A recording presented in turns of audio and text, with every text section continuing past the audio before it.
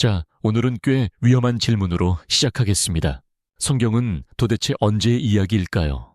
막연하게 아주 오래전이라고 생각하면 편하지만 숫자를 대입하는 순간 모든 게 꼬이기 시작합니다. 창세기 족보를 그대로 계산하면 인류 역사는 대략 기원전 4000년대쯤 시작하고 어떤 계산 방식은 6000년 남짓이라고 말합니다.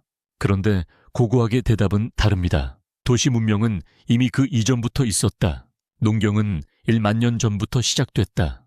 인류는 수십만 년의 역사를 가진다라고 하죠. 잠깐만요. 그럼 둘 중 하나는 틀린 걸까요? 아니면 우리가 시간을 읽는 방식이 틀린 걸까요? 이제부터가 본 게임입니다. 많은 분들이 성경은 믿음의 책이니까 과학이랑 비교하면 안 되는 거 아니야? 라고 생각합니다. 문제는 성경은 믿음의 이야기이면서 동시에 연대를 박아 넣는다는 겁니다. 아담이 몇 세의 아들을 낳았고 그 아들이 몇 세에 또 낳았으며 홍수는 몇 년째 있었다. 이건 그냥 상징 문장이 아니라 계산하라고 준 숫자처럼 보입니다. 그래서 실제로 계산해 본 사람들이 있습니다. 중세 신학자, 유대 랍비, 근대 학자들, 그중 17세기 제임스 어셔는 성경 족보를 하나하나 계산해서 세상이 기원전 4004년 10월 23일에 창조됐다고 발표합니다. 여기서 중요한 건 날짜가 아니라 성경은 정확한 연대표다라는 태도입니다. 그런데 정말 그럴까요? 자, 상상해 보세요. 당신이 족보를 씁니다. 할아버지는 아버지를 낳고 아버지는 나를 낳았죠. 그런데 한 세대를 생략하면 어떻게 될까요? 고대 족보는 주민등록 등본이 아니라 정체성을 강조하는 문서입니다. 히브리어에서 아들은 직계 1세대뿐만 아니라 후손이라는 넓은 의미로도 쓰입니다. 세대가 생략되면 연대가 압축될 수 있습니다. 이게 첫 번째 균열입니다. 두 번째, 성경 족보에는 패턴이 있습니다. 10명, 10명, 또 10명. 이 숫자 배열이 우연일까요? 고대 문헌에서 숫자는 완전함, 질서, 신적 계획을 상징하는 메시지입니다. 그러면 이 숫자들은 연대표입니까? 아니면 신학적 구조입니까?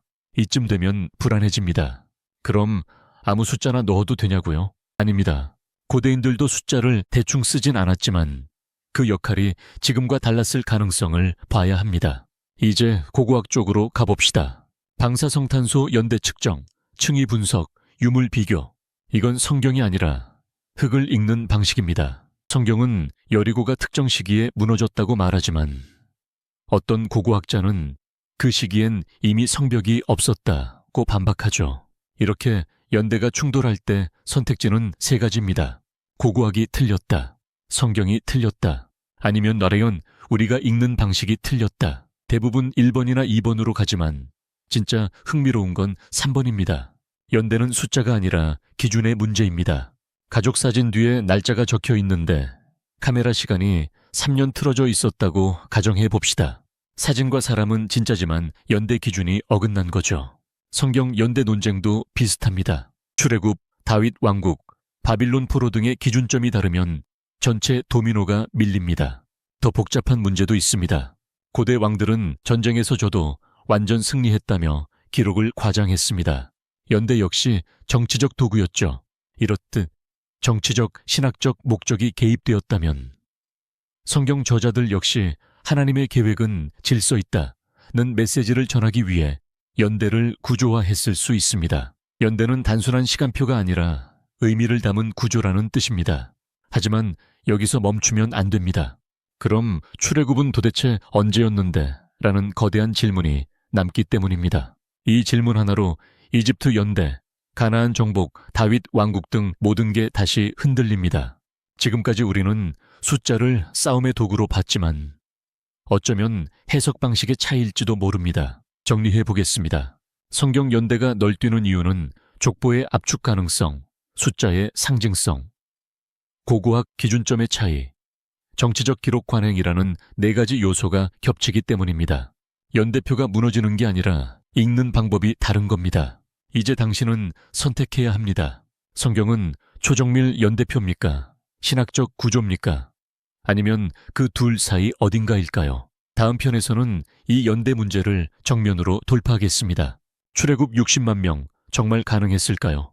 물, 식량, 이동 속도, 군사 조직까지 계산기로 두드려 보겠습니다.